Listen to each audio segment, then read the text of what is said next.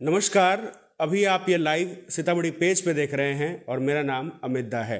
आज इस खास कार्यक्रम में हमारे मेहमान हैं, भाजपा के कार्यकर्ता भी रहे हैं विशाल कुमार जी, और इनसे हम बातचीत करेंगे और जानेंगे कि इनका पॉइंट ऑफ व्यू क्या है, ये कौन से ऐसे मुद्दे लेकर के इस नगर निगम के चुनाव में उतरे हैं। इनसे बहुत सारी बातें होंगी और अंत में आपके सवाल भी लेंगे। बहुत सारे सवाल हमारे पास हमने ऑलरेडी यहाँ रखा हुआ है। बहुत सारे आपके सवाल जो कमेंट के जरिए आते रहे हैं, हम वो सवाल भी पूछेंगे और आप भी अभी जो कमेंट करेंगे उसको हम लास्ट में पढ़ेंगे।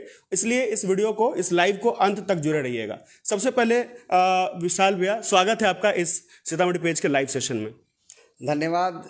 सीतामढ़ी पेज के सभी दर्शकों का मैं अभिनंदन करता हूं, प्रणाम करता हूं। सीतामढ़ी नगर निगम के तमाम जनता का मैं प्रणाम करता हूं, अभिनंदन करता हूं।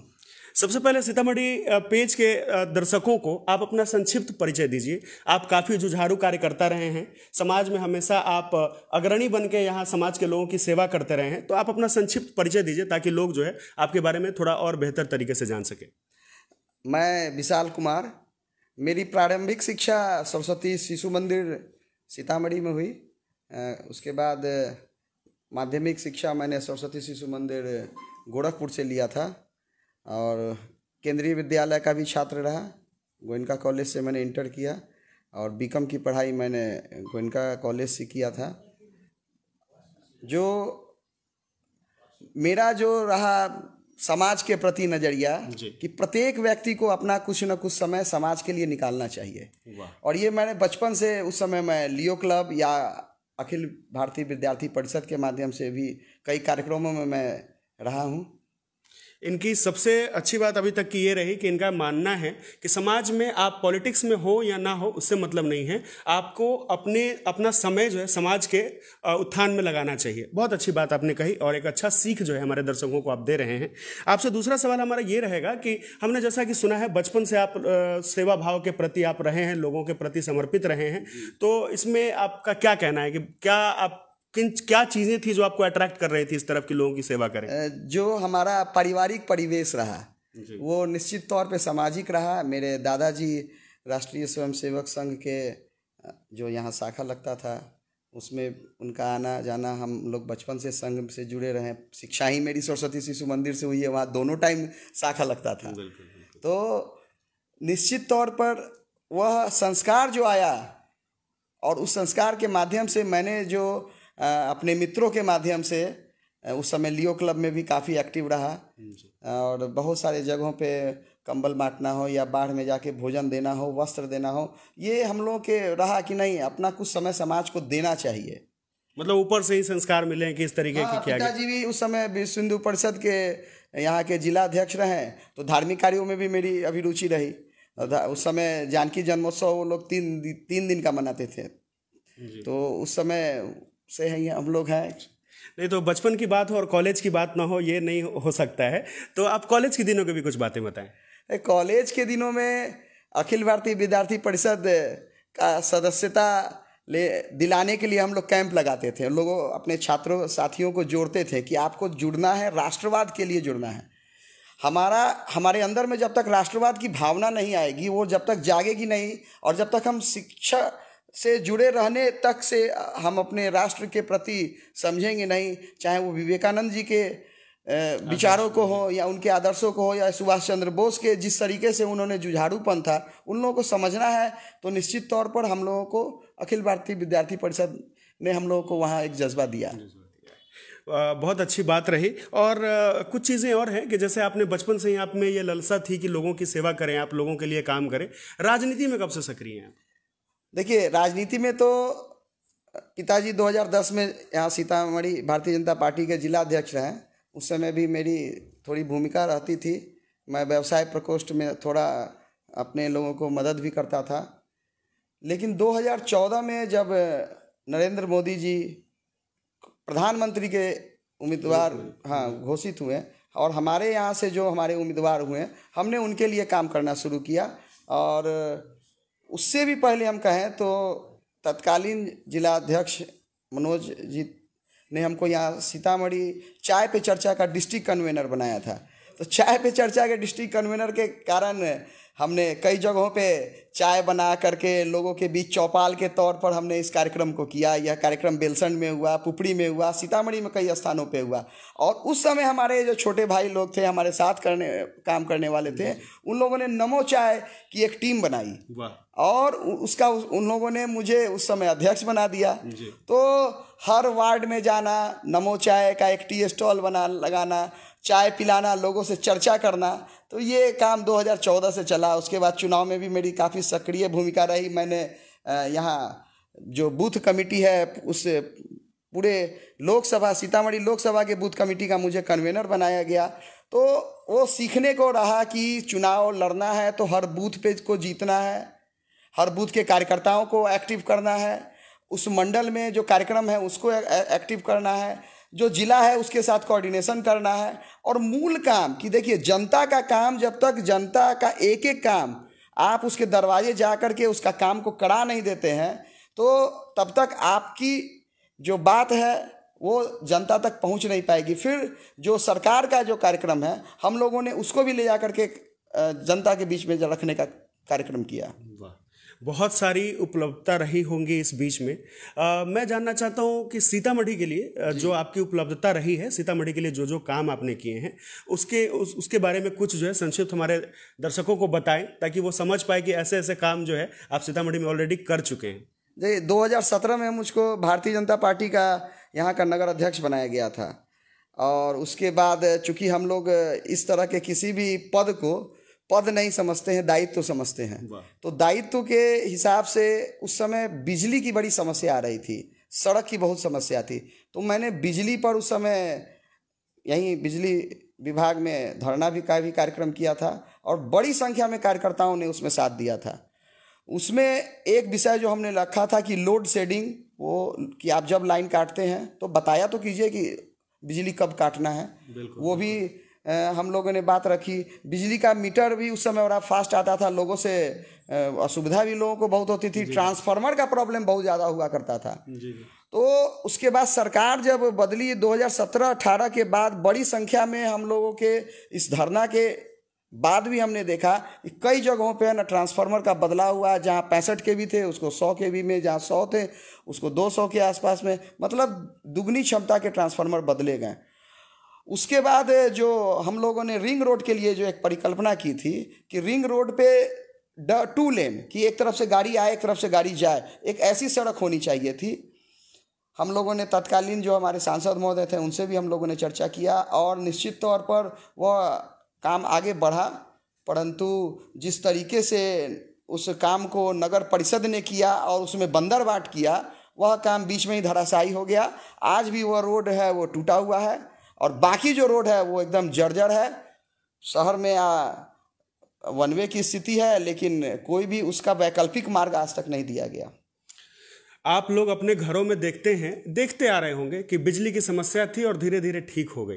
ये कैसे ठीक होती है आज आपने जाना। विशाल जी जैसे लोग लगे रहते हैं इसके पीछे कि समाज में चीज़ें बेहतर हो। अभी जैसे मेरा ये सवाल रहेगा आपसे, एक जिज्ञासा मेरे मन में जग रही है कि चूंकि आप बहुत सारे काम करते रहे हैं ऑलरेडी, तो क्या आपको लगा कि शायद मैं जब पद पे आऊँगा, शायद मेरे पास शक्तियाँ ज़्यादा होंगी तो मैं ज़्यादा काम कर पाऊँगा? देखिए, हम लोग धार्मिक काम में भी काफ़ी अभिरुचि रखते हैं। उसमें हमने देखा कि यहाँ जानकी जन्मोत्सव का जो आयोजन था वो कुछ दिन बीच में बंद हो गया था। तो हम लोगों ने इसका प्रारंभ किया। कई मित्र हमारे उसमें साथी बने और उसमें जानकी जन्मोत्सव की जो टीम बनी, उस टीम में महत्वपूर्ण भूमिका निभाते हुए हम लोगों ने उसके अध्यक्ष आलोक जी हुए, हमारे जो साथीगण थे, प्रदीप जी, हमारे अरुण जी, बहुत सारे ऐसे साथी लोग आए, गौतम जी, पंकज जी, बहुत सारे साथियों ने उसमें सहयोग किया। और धीरे धीरे ये बात जानकी जन्मोत्सव को लेकर के इतनी हो गई कि हम लोगों ने जो प्रथम बार ध्वज निकाला, वह ध्वज जब सड़कों पे आया तो लोगों के आंखों में एकदम खुशी के आंसू थे। जी जी। और फूलों की वर्षा हो रही थी। जगह जगह लोग जानकी जी का जन्मोत्सव मनाने के लिए लोगों ने घर से निकला और जन्मोत्सव का बहुत सफल आयोजन हुआ। उसके अगले साल जब हम लोगों ने कहा कि नहीं, अब हम लोग 2100 निशान निकालेंगे और हम लोग चलेंगे अयोध्या, और हम लोग निमंत्रण लेकर के यहाँ गए से निकले। हम लोगों ने बाकायदा जो यहाँ का पारंपरिक प्रसाद है, चाहे वो खाजा हो या वो जो भी यहाँ का जो परंपरागत है, चूड़ा है, मीठा है, ये सब हम लोगों ने दौड़ा में रख करके, और वहाँ से हम लोग जानकी मंदिर से निकले अपने सर पे लेकर के, और बिल्कुल एक दीवाना, जानकी जी के पुत्र के दीवाना के तौर पे हम लोग अयोध्या गए। और अयोध्या में जो हम लोगों को, हम सभी 21 लोगों का जो स्वागत हुआ और जो सम्मान हुआ, उसको शब्दों में नहीं बयान कर सकते हैं हम लोग। और वहाँ से साधु संत समाज लोग आए और वह तय किए थे वहाँ कि अवध और मिथिला दोनों मिलकर के माता जानकी का, माता किशोरी जी का हम लोग यहाँ पे जन्मोत्सव मनाएंगे। और धूमधाम से हुआ, जानकी स्थान में हुआ, पुनौरा मंदिर में हुआ, और हम लोगों ने यहाँ के जितने मठों थे सब में मनाया जाता था। लेकिन हम लोगों ने कहा कि इसको और बृहद रूप से, अब धीरे धीरे आप देखिए वो एकदम एक उत्सव का माहौल बनता जा रहा है। जब भी जानकी नवमी होता है उत्सव का माहौल रहता है। तो एक तो ये काम था कि हम लोगों ने धार्मिक या सामाजिक कामों में जो अभिरुचि ली। बीच में आप लोग को एक विषय बताना चाहेंगे कि सीतामढ़ी में नगर परिषद ने जो हम सभी लोगों का दोहन किया, मैं स्वयं पे भी बोलता हूं और आप जितने लोग देख रहे हैं आप सभी का दोहन हुआ है। कैसे? एक कैमरा जो 6,000 का आता है वो 82,000 में बिका। वो पैसा किसका था? आपका था, जो आप लोग देख रहे हैं। मेरा था वो पैसा, आप सभी लोगों का था, वो पूरे सीतामढ़ी के जनता का था पैसा, और उसका दोहन हुआ। यहाँ पर जितने भी अन्य भ्रष्टाचार के मामले हुए, उन सभी भ्रष्टाचार के मामलों में हम लोगों ने देखा कि जब तक कि कोई एक ईमानदार व्यक्ति उस जगह पे नहीं जाता है, जब तक कि कोई एक निर्भीक व्यक्ति वहाँ पर नहीं जाता है, जब तक कि कोई जनता का एक नुमाइंदा वहाँ जाकर के अपने अनुभव के आधार पे वहाँ काम नहीं करता है।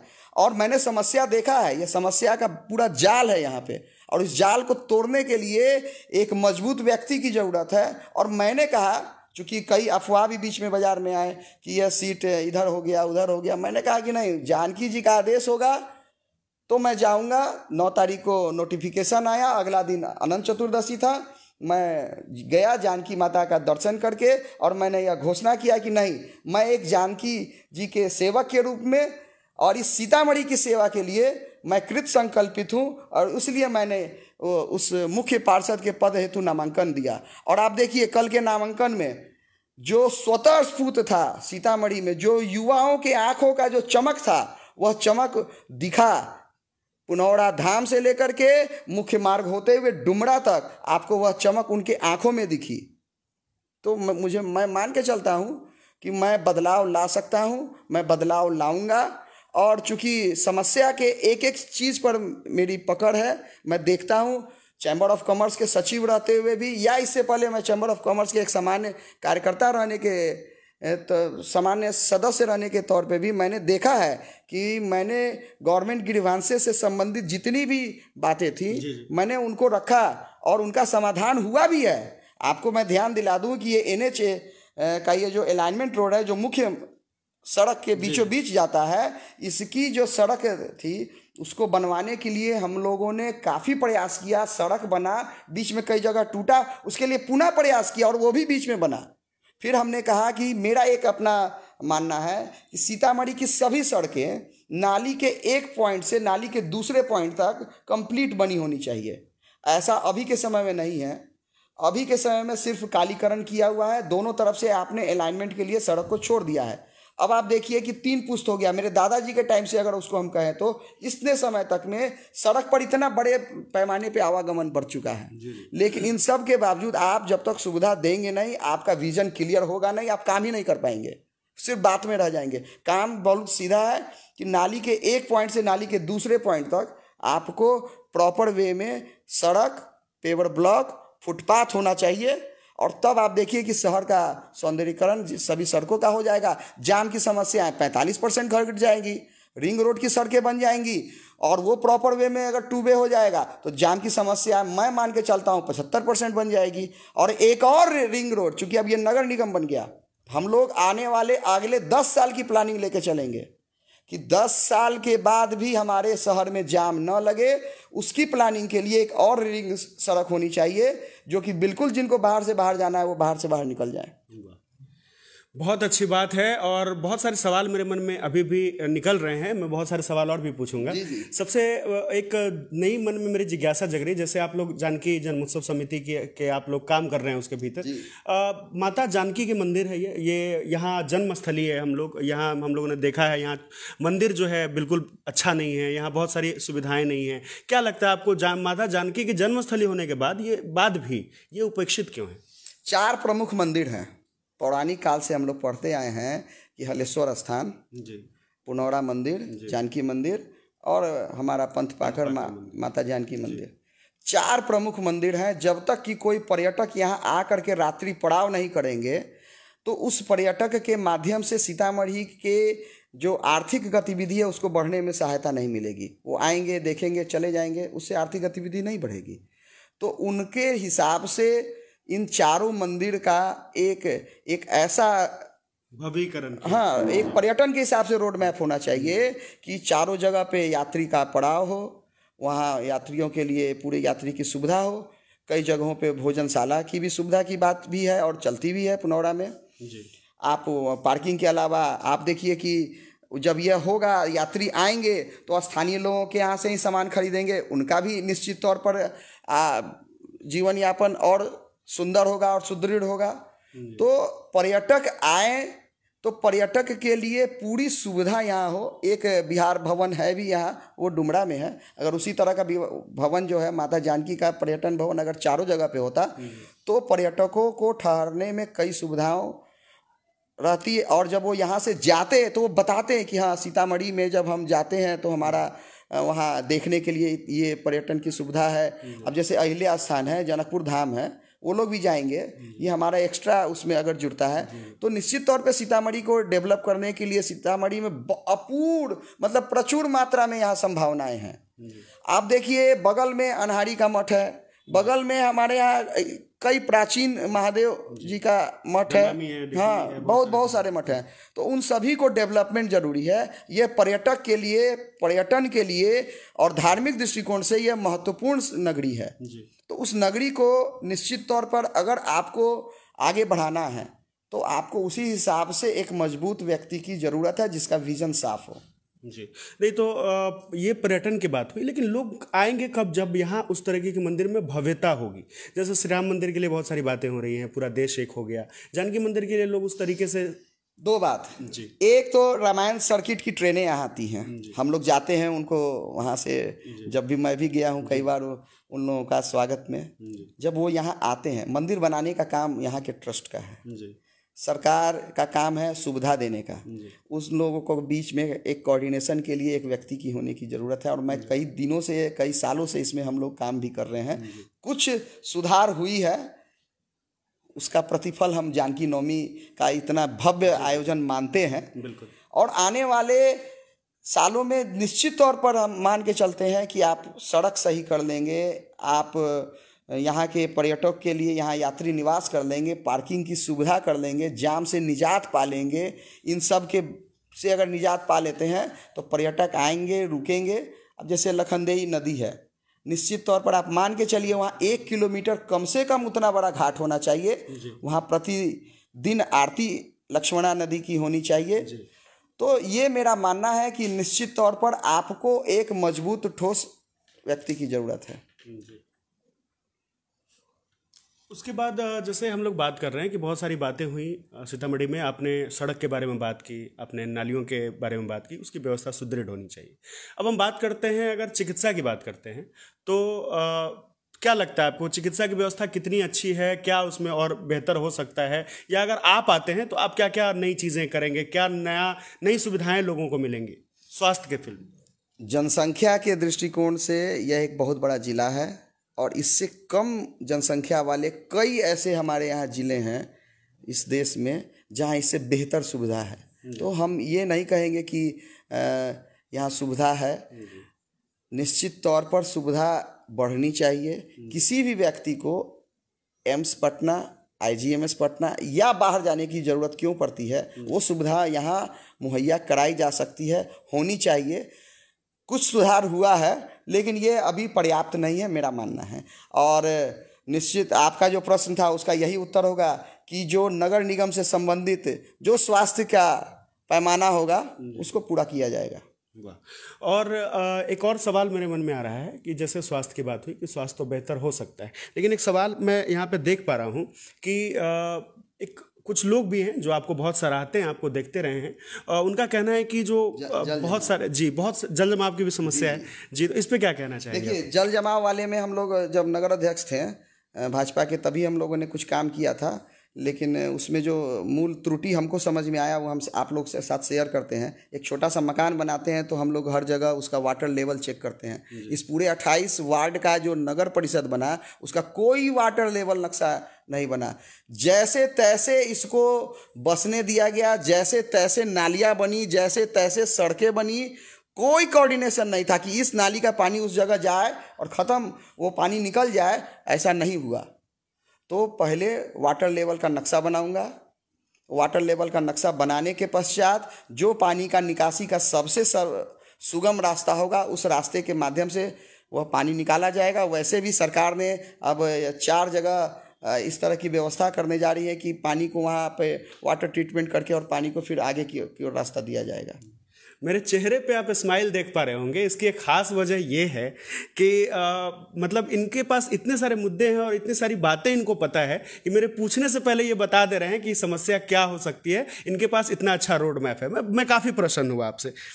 लेकिन कुछ चीज़ें और भी हैं कि जैसे आपदा के समय में आप लोगों की बहुत मदद की है, ये हम लोगों ने भी देखा है। वो बचपन से आदत रहा। हम उसको माइक पर सिर्फ इतना ही बताना चाहेंगे कि हर युवा को, सीतामढ़ी का हर युवा, जब भी किसी पर आपदा आवे, चाहे वो अग्निकांड हो या फिर आप बाढ़ की जो आपदा आई या और भी आपदा, उसमें सभी लोग, हम लोग और सीतामढ़ी का पूरा हर जनता के मन में ये है भाव कि नहीं, हम लोग सब एक हो जाते हैं। क्योंकि मुझको याद है कि जब 2018 में ये भयानक बाढ़ आया था तो मैं माइक लेकर के और रिक्शा पर निकला था कि मुझको रोटी चाहिए, आप लोग रोटी दीजिए। और मैं बताते हुए मैं बड़ा भावुक होता हूँ कि इस सीतामढ़ी से हर घर से रोटियाँ निकली।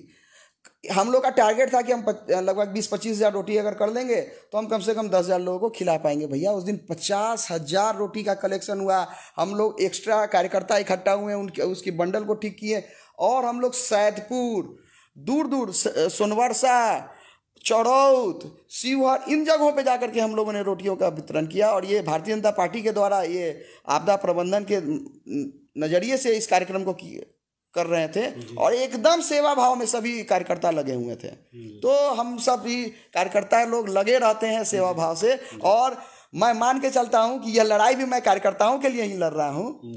तो और सीतामढ़ी में चुनाव हो रहे हैं, काफ़ी सारे मुद्दों पे आपने बातचीत की, काफ़ी सारे मुद्दों का रोड मैप भी आपने बताया कि आपने ब्लूप्रिंट कैसे तैयार किया है। इसके अलावा मैं कहना चाहूँगा कि और मुद्दे क्या क्या होंगे, इसके अलावा जितनी सारी बातें हुई हैं, इसके अलावा और क्या क्या मुद्दे होंगे?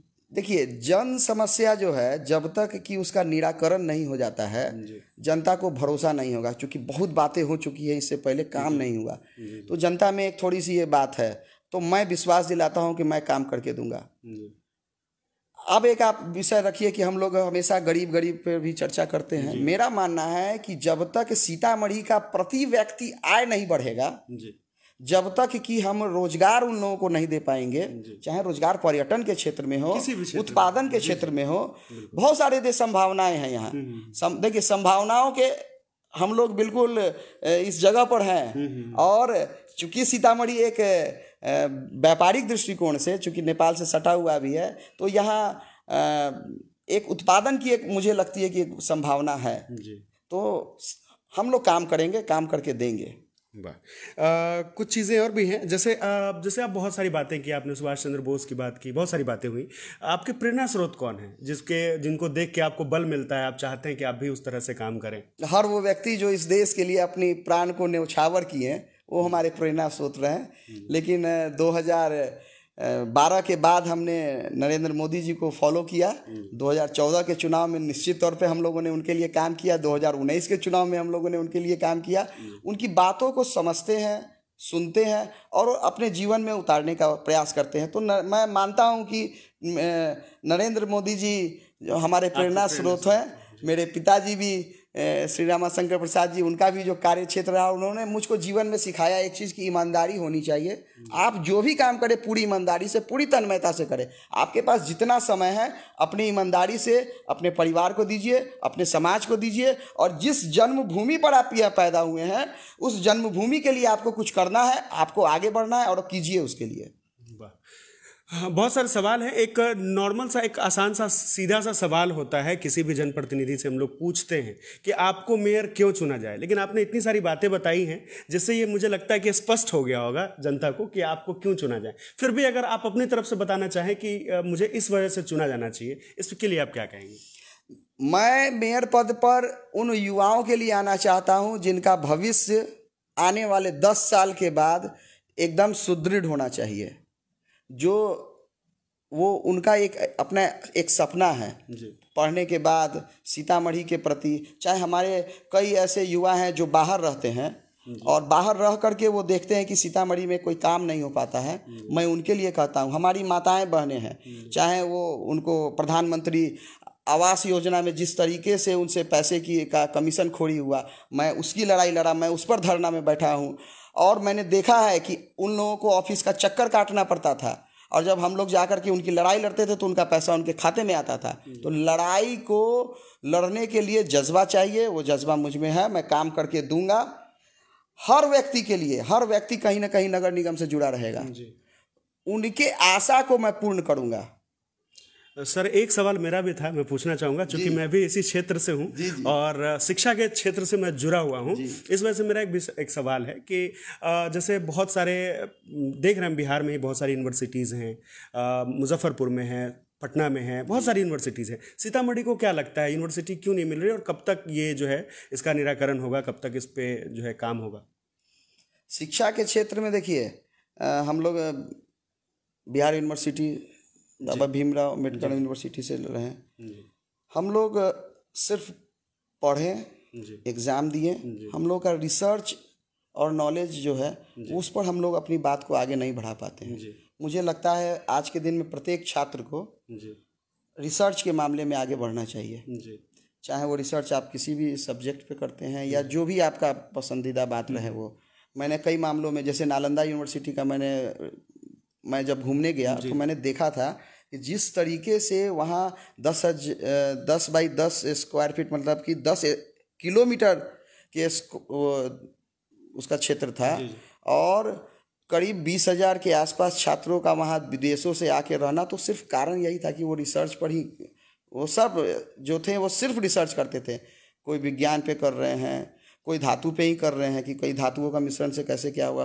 तो हमको मानना है कि सीतामढ़ी के छात्रों को भी अपनी पढ़ाई का पैमाना पहले बढ़ाना चाहिए। फिर मैं उन शिक्षकों से निवेदन करूंगा कि निश्चित तौर पर सीतामढ़ी को बढ़ाने में आप सबसे महत्वपूर्ण आपकी हैं, सबसे महत्वपूर्ण चाबी अगर कोई है सीतामढ़ी को बढ़ाने में तो यहाँ के शिक्षक हैं, वो मेहनत करते हैं। और मैं कई शिक्षकों को भली भांति जानता हूँ जो कि पढ़ाने में अपने छात्रों को बहुत ईमानदारी से पढ़ाते हैं। रह गई बात यूनिवर्सिटी की, तो ये निश्चित तौर पर मेरा मानना है कि ये सरकार का मामला है और सरकार को सीतामढ़ी पर ध्यान देने के लिए एक यूनिवर्सिटी निश्चित तौर पर देना चाहिए। साथ ही कई स्किल्ड कार्यक्रमों जिसके आधार पर उनको रोजगार मिलेगा उसकी भी बहुत ज़रूरी है। शिक्षा में स्किल्ड होना बहुत ज़रूरी है, शिक्षा के साथ साथ स्किल्ड होना बहुत जरूरी है। जी। अभी मेरी तरफ से अंतिम सवाल ये रहेगा कि सीतामढ़ी के लोगों को आप संदेश क्या देना चाहेंगे? इसके बाद हम लोग आपके कमेंट्स भी लेंगे और बहुत सारे कमेंट्स आपके मेरे ख्याल से आए होंगे। आपके कमेंट्स को पढ़ेंगे, आपके जो सवाल होंगे वो इनसे पूछेंगे। अब हम लाइव के आखिरी जो है कगार पे आ चुके हैं और आप सब अभी तक जुड़े हुए हैं, इसके लिए आप सबको बहुत बहुत शुक्रिया। हमारा सवाल ये था कि सीतामढ़ी के लोगों को आप क्या संदेश देना चाहेंगे? देखिए, मैं सीधे तौर पे मानता हूँ कि सीतामढ़ी का जो डेवलपमेंट है वो आपके एक बटन दबाने से, ईवीएम में जो आप बटन दबाएंगे वहाँ से अब शुरू होना है। अब जो सीतामढ़ी आगे बढ़ेगा वो आपके ईवीएम के माध्यम से ही आगे बढ़ेगा। अब जो सीतामढ़ी में काम होना है वो आपके ईवीएम में बटन दबाने से ही होना है। चाहे वो युवा हो, चाहे महिलाएं हों, चाहे हमारे बुजुर्ग हों जो हमें इतना आशीर्वाद दिए हैं, या हमारे साथी हैं, मैं सभी से निवेदन करूंगा, चाहे हमारे भवदेपुर के भाई हों, चाहे हमारे पुनौरा के भाई हों, चाहे हमारे मधुबन के भाई हों, चाहे इस पूरे नगर निगम के जितने क्षेत्र हैं, मैं उन सभी, मोहनपुर के हमारे भाई हों, चाहे सीतामढ़ी शहरी क्षेत्र के भाई हों, मैं सभी लोगों से, आप लोगों से निवेदन करूंगा कि इस महत्वपूर्ण क्षण को समझिए। यह पहली बार सरकार ने आपको कहा है कि आप अपना नुमाइंदा खुद चुनेंगे, तो अब अपना नुमाइंदा आपको चुनना है। कौन है जो सीतामढ़ी को आगे लेके जा सकता है? तो निश्चित तौर पर मैं तो मानता हूं कि मेरा तो विजन बहुत क्लियर है सीतामढ़ी को लेकर, मैं निरंतर सीतामढ़ी के लिए काम करता रहूंगा। तो मैं आप लोगों के समक्ष यह विनती करता हूं कि आप अपना एक एक कीमती मत मुझे दें, आप अपना एक एक कीमती वोट मुझे दें, ताकि मैं सीतामढ़ी को एक नए आयाम तक पहुंचाने में, आप सभी के सपने को पूरा करने में अपना सार्थक प्रयास कर सकूं और सार्थक पहल करूंगा। एक बड़ा अच्छा कमेंट आया है, किसी सौरभ जी ने लिखा है कि आप कैसे चाहते हैं कि अपने थॉट, जो आपके विचार हैं, उसको एक्शन में कैसे लाएंगे एक बजट को ध्यान में रखते हुए। देखिए 46 वार्ड है, एक वार्ड में तो 860 ही मात्र हमारे मतदाता हैं, लेकिन जो अनुमन वार्ड है कहीं 5900 से लेकर के 3900 तक के हैं। उन वार्डों में एक अपनी अपनी जन समस्याएं, मैंने पहले भी कहा, मैं हर बूथ पर बैठक कर चुका हूं जब मैं भारतीय जनता पार्टी का नगर अध्यक्ष था। हर बूथ पर, ग्रामीण क्षेत्र में भी जब मैंने बैठकें की, वहां मैं भारतीय जनता पार्टी का एज ए प्रभारी के तौर पे काम किया। मुझको मालूम है कि किन जगहों पर मूल समस्याएं क्या हैं। जो मूल समस्या है वो आज भी सड़क पर रुकी हुई है, वो आज भी नाले में है। तो निश्चित तौर पर उन सभी चीज़ों को सही करना, उनके जीवन यापन का जो स्तर है उसको सुधारना, यह मूल काम है। जो बजट की जो बात है, तो बजट जब आएगा उसमें मेरा अपना मानना है कि यह सीतामढ़ी पर्यटन के दृष्टिकोण से अग्रणी भूमिका निभाए, इसके लिए यह बजट सार्थक होगा। यह बजट उन युवाओं के लिए सार्थक होगा जिनको कि इस सीतामढ़ी से बहुत अपेक्षा है और वो बहुत अच्छा काम करना चाहते हैं यहाँ के लिए। नहीं, इनका कहना है कि जो बजट मिलता है बहुत कम, मतलब नहीं, अब नगर निगम में ऐसी बात नहीं होगी। क्योंकि नगर निगम बनाया ही गया है पंचायती राज की उस व्यवस्था के तहत कि अब काम को कराने का जो होगा वो एक निश्चित तौर पे बदलेगा। जी, तस्वीर बदलेगी। आप देख रहे थे विशाल कुमार जी को, आपने लाइव में अभी सुना बहुत सारी बातें, बहुत अच्छा इंटरव्यू भी रहा, आप सबके सवाल भी रखे। कुछ सवाल और भी हैं जिन लोगों के सवाल मैं नहीं ले पा रहा हूं, क्योंकि बहुत सारे कमेंट्स आ रहे हैं आप सबके, बहुत सारे लोग जिंदाबाद के नारे भी लगा रहे हैं कमेंट्स में। तो जितने सारे भी कमेंट्स आ रहे हैं सारे जिंदाबाद तो हमारे वो युवा हैं, जो सीतामढ़ी के हमारे युवा हैं, उनकी जो ताकत है, उनकी आंखों की जो चमक है, वो जिंदाबाद। और माता जानकी के हम लोग भक्त हैं, हम लोग का काम है सेवा करने का। तो हम तो सिर्फ उनसे यही कहेंगे कि ईवीएम तक आपका बटन दबना चाहिए। जी। तो अभी जैसा कि आप सबने कमेंट किया, बहुत सारे कमेंट हैं, सारे कमेंट्स अभी पढ़ना पॉसिबल नहीं हो पाएगा।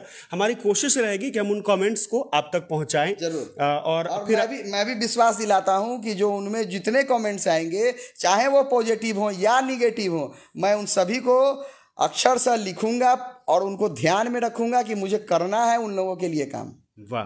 तो मतलब उदासीन नहीं है ये, आप जिस तरीके से क्षेत्र में काम करते रहे उसी तरीके से आपके लाइव का रिप्लाई भी करेंगे। तो अगर आपने अभी तक कमेंट नहीं किया, आपके कुछ सवाल होंगे, आपके कुछ सुझाव होंगे, वो सवाल और सुझाव आप कमेंट करें। निश्चित तौर पे विशाल जी उनका जो है सारे सवाल का जवाब देंगे। बहुत बहुत शुक्रिया। सीतामढ़ी पेज आपको बहुत सारी शुभकामनाएं देता है और आप जीते और सीतामढ़ी में जो है विकास की जो है सीमा जो है वो बढ़ाएं थोड़ा सा, कि और ज़्यादा विकास हो सके। इसके लिए आपको बहुत बहुत शुभकामनाएं। जय सिया राम।